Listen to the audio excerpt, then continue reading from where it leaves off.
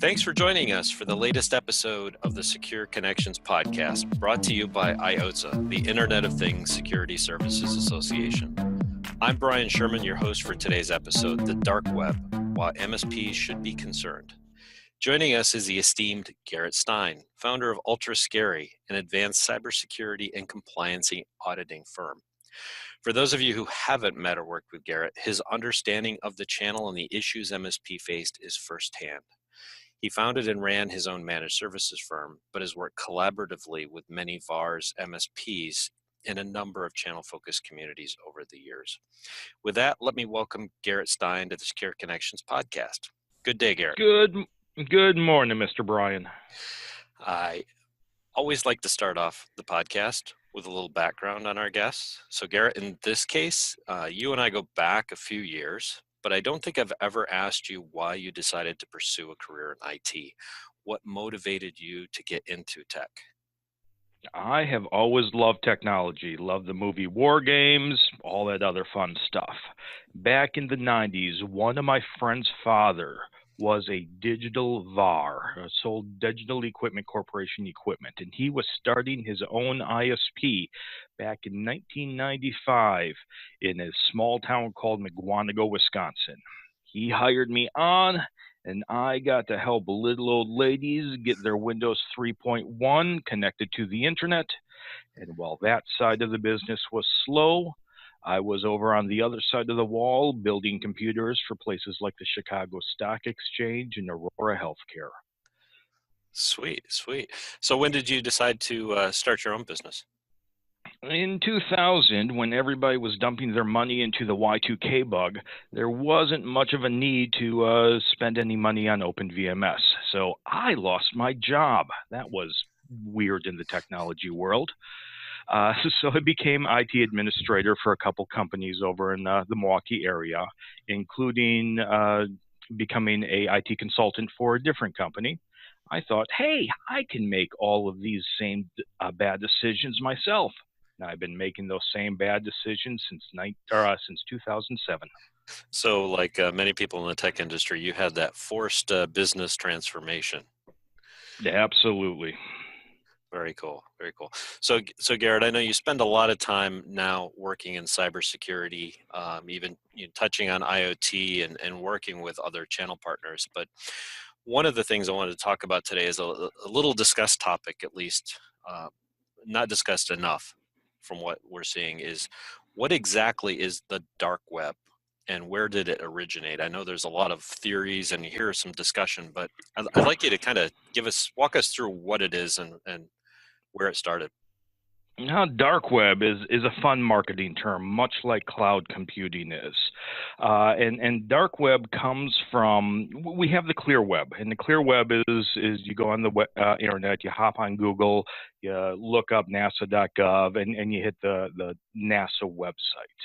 And then you have the deep web, and the deep web is where you go on to your hotel website, and you do searches for price searching of different rooms at that hotel. And the deep web goes into the databases and pulls dynamic information out of the databases. What the dark web is a additional connection over the clear web to protect and anonymize your connections.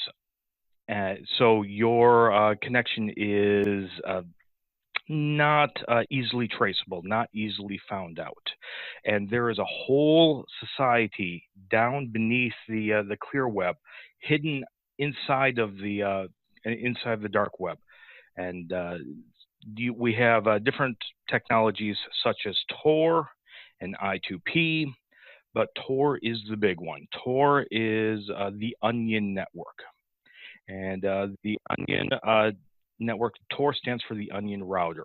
And it was created by I have my notes right here. It was created by the U.S. government to help anonymize our Secret Service people, our CIA, our FBI, from being found out when they're overseas, when they're undercover, and it helps anonymize their connections. Interesting, interesting. So how does one go about getting to the dark web? You need a connector, and the Tor connector. You can go to the Tor website, or you can also download a. And this is if people are looking at getting into Tor and getting into the dark web, I would recommend using a program called Tails. And Tails is a live CD or live boot disk, and you can find it at tails.boum.org.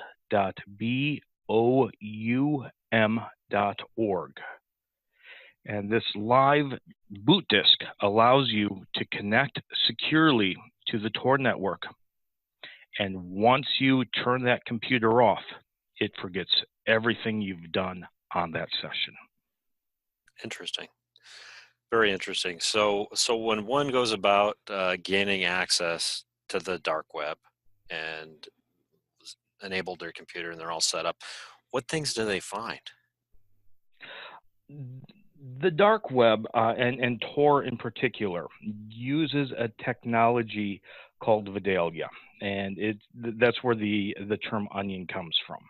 And the way Tor anonymizes the user is that on the clear web, if you do a trace route, you can exactly see your path from your local host to the end computer. In the Tor network, that connection path is encrypted. So each router, each hop along the path only knows the originating path and the path where it's going to. So you cannot do a trace route to find out where that information is being sourced. And inside of the Tor network, you can visit other .onion sites, and those are websites that are only accessible if you are in the dark web, in the Tor network. Or you can also go to what they call an exit node, and that exit node would then allow you to anonymously connect to the clear web, connect to places like Google or Microsoft or Hotmail or where you want to go without that end server knowing where you originated from. Okay, that makes sense. So how does this affect businesses and become part of that greater cybersecurity discussion that we need to have? I know you're doing some auditing and other things for organizations, but why and kind of what are the things that could threaten them or that they should be concerned with? This, because this is all anonymous, it's great for the good guys trying to stay protected. It's great for the political activists trying to get their messages out. It's also great for the bad guys hiding their path, hiding their tracks.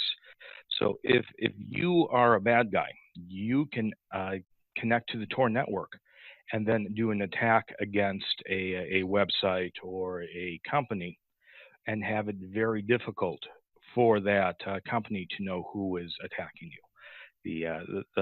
It's a way to hide your tracks. It's a way to completely anonymize and keep yourself hidden from anybody trying to find you. Okay, that makes perfect sense. So taking it a step further is the MSP partners you're working for or working with. Um, what is the biggest concern for them, and when they come to you and say, I need to do dark web auditing, what things are they looking for specifically, and how can you help? Well, on the dark web, on these .onion sites, because they're all anonymous, that's where bad guys come to get together. And that's where they start trading their information for Bitcoins or other currency. And one of the things that we find in these forms, in these little hidden corners of the dark web, are credentials, usernames, and passwords. So one of our customers at the MSP I work for, one of our customers was getting targeted very heavily by spear phishing spam, where the internal people would have spam messages from other forged internal email addresses that had information that nobody should have. And using the dark web, we tracked down where we had 2 email addresses that were compromised. And we changed those 2 email passwords. We locked down those users. We did a bit of education for those users. And the information from these spear phishing attacks, they're still getting spear phishing attacks, but that information has no longer been updated. They no longer know the new customers. They no longer know information on the orders that this company was being placing and receiving. Oh, that makes sense. So what other types of things can you do with audits? I mean, or that you should be concerned with on the dark web if you're an MSP? If you're an MSP on the dark web, you need to worry about internal people connecting to the dark web to start sending out information. Internal people taking company secrets and storing them securely. Because of the way the dark web encrypts information, it's very hard to track. Most UTM firewalls can block the Tor network, and that is something that you, as an MSP, should look at doing. Gotcha. Viruses also use the Tor network to encrypt their payload. So the standard antivirus programs don't see that traffic coming from the clear web. It doesn't have the ability to see that payload coming in. So they also use the dark web to send their payloads and steal information back and forth. Got it. So an MSP coming to Ultra Scary and asking about dark web, do you do some sort of a reporting system when you run an assessment? What does it look like? And then what are the other actions that MSPs can take besides the ones we talked about? When they come to us, one of the dark web searches that we will do is we will monitor their domain. We will look and see if their user accounts have been compromised, if they are being for sale on the internet, if we see them in any breaches that we have dug up off of the dark web sites, off of Twitter sites, off of Pastebin sites, even Git repositories. So that's one of the many tools that we use when we do an audit against a company. We also, when we're doing a security audit inside of a company, we do look for the software installed on the machines that have the ability to connect to the dark web, Tails or the Tor network or IEP or I2P. We look for that information and report back to that MSP that, hey, these users have the tools on their computer that they can use to connect. So there's a Tor network. You mentioned a couple of others. How many varieties of dark web or dark webs are there? Tor is the largest one. The Onion router is the largest network, but there is I2P, there's Freenet, there's about 4 or 5. Okay. And when they're doing an assessment, you look at all those different. We look for indicators that show us that people have connected to those networks. Correct. Got it. Great. So what else should IT service companies be doing to address their clients' needs in the dark web? To address their clients' needs, monitor them. Make sure that their users are connecting to the proper sites using good security protocols. The dark web is basically a repository for bad guys. It's a place for bad guys to store their information. Most normal users have no idea what the dark web is, but that's where the bad guys will go with the information on your users, on your user base. That's where they do the transactions because it's anonymous. That's where they do the transactions because it's safer for them to make that financial transactions. So basically, you're looking for the traces or the clues that they've been operating on the dark web, which would be the software that's required to enter and to leave, and any criminal activity inside. It sounds like espionage, and I know corporate espionage, we don't talk about that a lot, but it does happen. Are there any particular types of businesses that really should be monitoring their dark web? Not that they all shouldn't, but which verticals is it like a no-brainer for? Anybody that needs to worry about compliancy. Government agencies absolutely have to worry about espionage. Healthcare, a healthcare record is very pricey on the dark web. You can get, if you have a HIPAA record with name, social security number, and insurance number, that can go for up to $1,000 per user on the dark web. So it's all financially driven. So do they have like, I envision, I guess, auction sites? Is there like a formal system for sharing that information or bidding for that information? It's all in dark web forms, and usually you have to be vetted to get into the really dark, scary side of the forms. The Tor network has lots of different. About 15.4% of the dark web is used for drug transactions.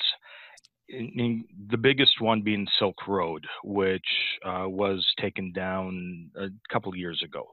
And that was taken down not from security issues within the Tor network, but of security issues that the user who ran Silk Road was doing. He made a couple simple mistakes, and the FBI was able to track him down outside of the Tor network and connect the dots and point to him.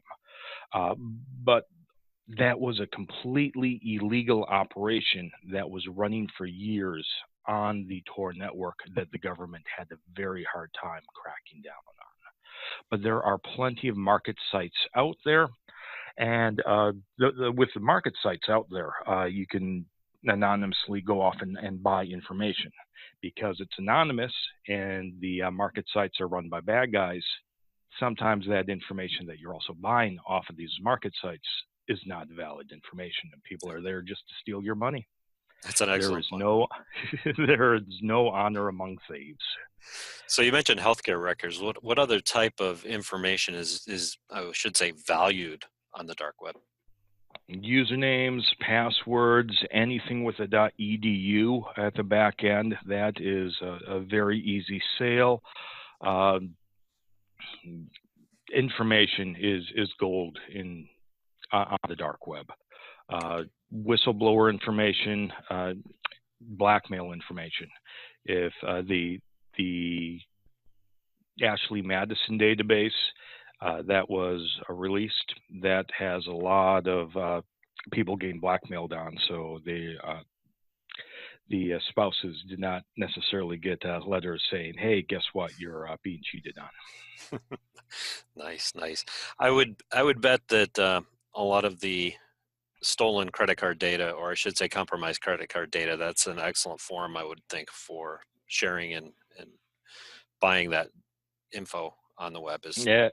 Average credit card will run about $20. That's all. $20. That's all. $20. Wow. For a credit card number and a 5-digit zip code. Excellent. So now that you've scared me into thinking of all the things that are operating out there, any other interesting stories you can share from the dark web that, without any names, obviously? Dark web is